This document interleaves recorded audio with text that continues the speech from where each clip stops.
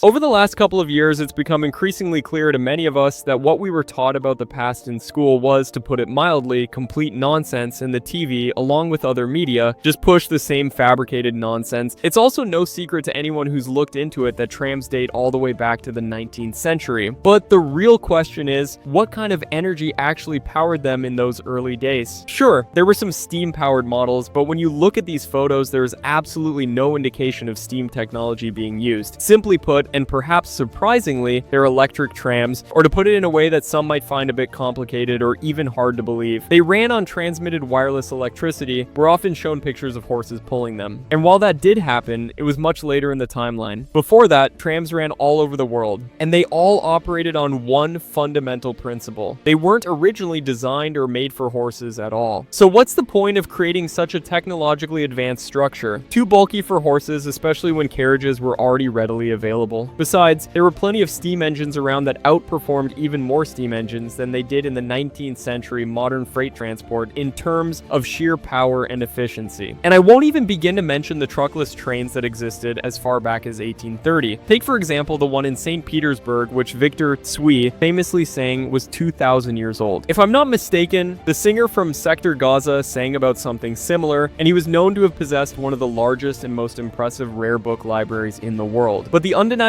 fact remains that horses initially pulled these trams. And as another undeniable fact, after the era of horses, trams started running again. So there you have it. Definitive proof that trams didn't fundamentally need batteries, wood, coal, or gasoline to operate. They moved using transmitted wireless electricity, the main installation of which was unfortunately temporarily out of order. And here what? Shall we take a closer look, perhaps delve into how they managed to fix this particular breakdown? The photographs themselves are true. They were made in the 19th century.